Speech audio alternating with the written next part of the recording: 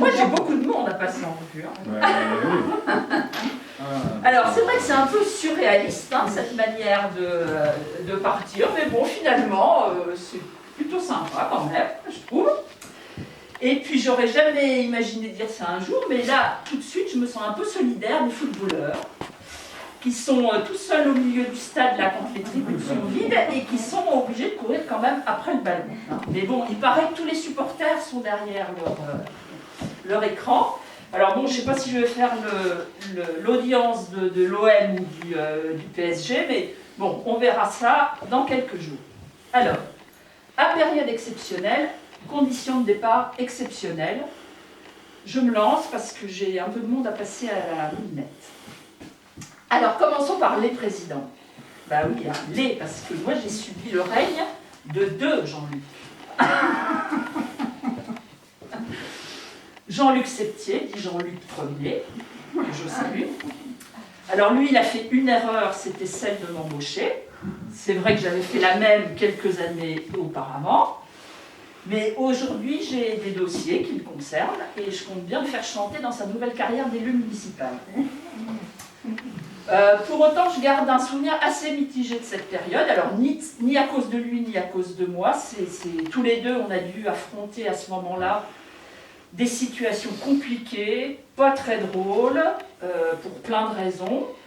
Je crois que parce que nous nous connaissions bien, nous avons pu faire face ensemble et nous en sortir sans démériter et sans rougir, bien au contraire.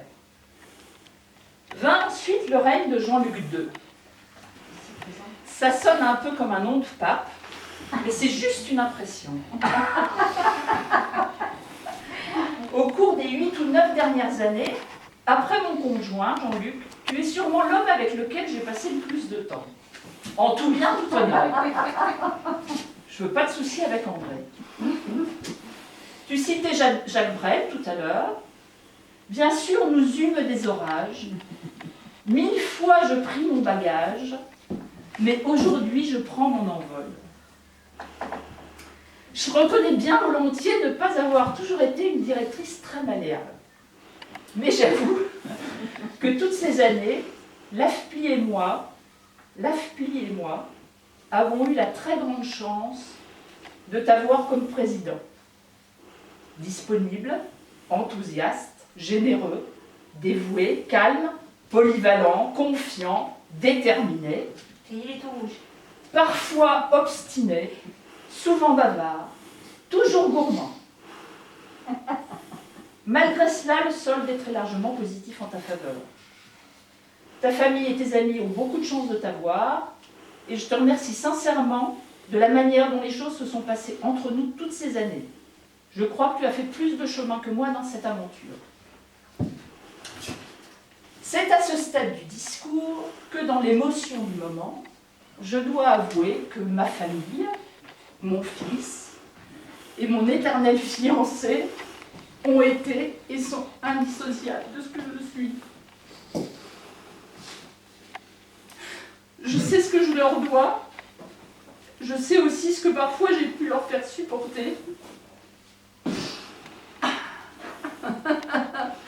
De mauvaise humeur, d'anxiété, de trop de pression, le tout déversé en bloc en rentrant à la maison. Ça, c'est promis, ça n'arrivera plus. Enfin, plus à cause du travail en tout cas. Ce qui est déjà beaucoup. Ouais.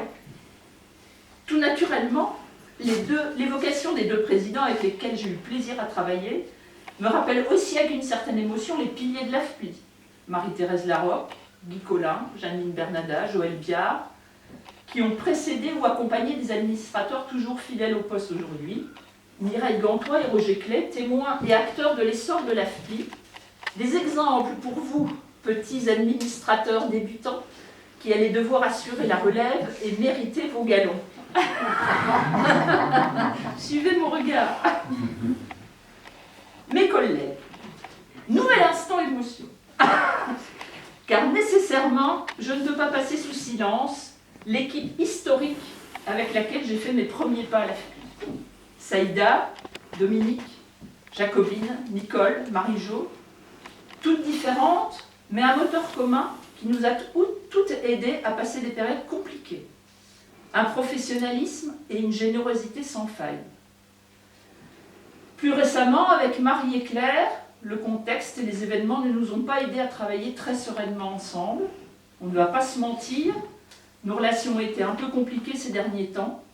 J'ai sans doute une part de responsabilité dans ce qui n'a pas fonctionné entre nous, et je le regrette. J'espère que mon départ apaisera les esprits.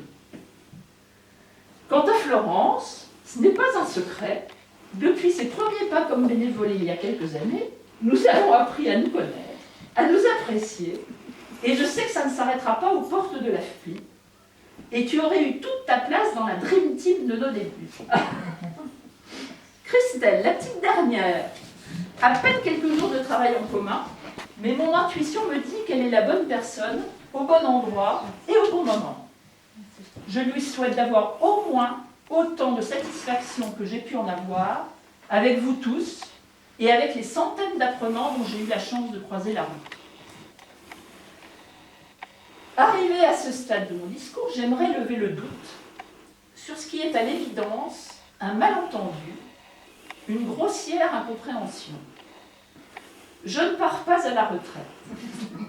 Non, je suis beaucoup trop jeune.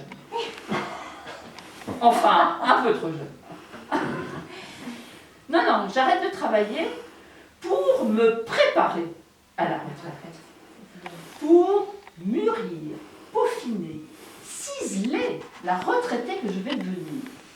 Et là, vous allez tout comprendre, je dois me préparer à la mission qui attend tout retraité qui se respecte, devenir bénévole. Et je dois dire que 12 années à l'AFPI m'ont ouvert les yeux sur la complexité de la tâche. Moi, je croyais avant innocemment qu'être bénévole, c'était aller vendre des gâteaux à la fête de l'école du petit dernier ou aller faire des paquets cadeaux dans la galerie de Carrefour à Noël.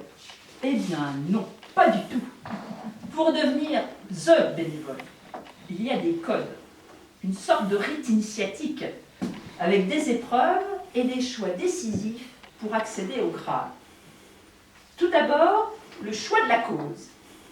Le sport, la culture, l'humanitaire, le médical, les jeunes, les vieux, les bancals, les gauchers contrariés, bref, à chacun sa chacune, mais en réalité, ce n'est pas tellement la cause qui importe, l'essentiel est de faire le bien autour de soi, en ayant l'air complètement désintéressé. Alors qu'en fait, on se fait du bien à soi. C'est ça le secret de la longévité du bénévole. Car un bénévole, ça ne s'use pas du tout si l'on s'en sert. Au contraire, ça dure longtemps, longtemps. D'ailleurs, en début de carrière, le bénévole a généralement l'ambition de reprendre sa vie en main. Et inévitablement, il va être question de perdre du poids. Là, deux écoles s'affrontent. Weight Watcher ou comme j'aime. De ce que j'ai pu constater, c'est du vécu, hein. De ce que j'ai pu constater, Weight Watcher a fait ses preuves. Mais comme le bénévole peut être assez fourbe en ce qui concerne l'évolution du courbe de poids, la plupart n'avouent jamais avoir perdu beaucoup d'argent et assez peu de kilos. Le bénévole s'adonne à toutes sortes d'activités physiques.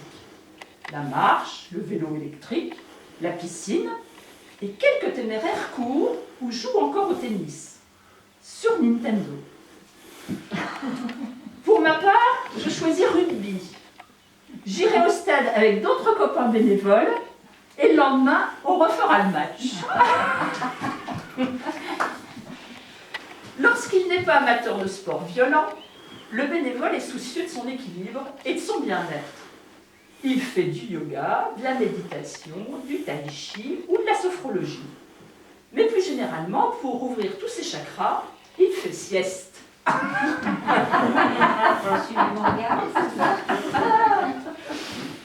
Malgré cela, il arrive que le bénévole ait des soucis de santé. Par exemple, il n'est pas rare que le bénévole se casse en petits morceaux. Un poignet, un bras, un pied, un col du fémur. Il arrive même qu'il faille enlever ou changer des morceaux de bénévole. Une dent, un genou, une hanche, 2 hanches pour les plus zélés. Sans parler de la bobologie classique.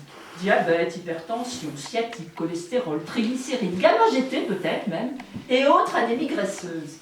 T'en prends pour ton grade. Moi, j'ai bien réfléchi. Je vais d'abord faire un ongle incarné, et ensuite je ferai peut-être l'effort d'une petite infection urinaire. C'est pas de l'amour, mais c'est bien pour faire intéressant. Vous savez mieux que moi ce qui caractérise le bénévole. C'est un esprit sain dans un corps sain. Il a une vie sociale et culturelle riche, il va au cinéma, il est même parfois fidèle spectateur des séances de l'acné. Il est un peu tatillon sur la programmation du petit théâtre, mais ne raterait pour rien au monde la présentation du programme de la Maison de la Culture. De la Maison, pardon. Un tantinet cabot, le bénévole ne rechigne pas non plus à être lui-même musicien, choriste, acteur ou pire, vidéaste. Il arrive également qu'il rate ses activités bénévoles pour aller aux manifs, où il retrouve des tas d'autres bénévoles. Ils refont le monde, s'insurgent contre leur taux d'imposition, et lorsqu'ils rentrent à la maison, ils font un chèque à la CIMAD, au Resto du Cœur ou à Amnesty International, parce que, quand même, ils ne sont pas malheureux. Le bénévole a gardé l'esprit curieux. Il aime voyager. Au début, il va loin, en Chine, aux États-Unis, au Vietnam, à La Réunion. Puis il trouve qu'il y a tant de belles régions en France et que la Bretagne, c'est vraiment des paysans. Au beau jour, le bénévole sort de sa tanière et se met à jardiner tous azimuts. Les fleurs, les arbres, le potager. Il y a les adeptes du jardinage traditionnel, du bio, du raisonné, du jardinage avec la lune. Ceux pour qui le paillage, l'arrosage, le bouturage n'ont plus de secret. Et il y a enfin la permaculture. Je n'ai pas encore bien cerné le concept, mais ça a l'air bien. Pour finir sur une note positive, je dois rappeler quelques notions d'étymologie. Le ou la bénévole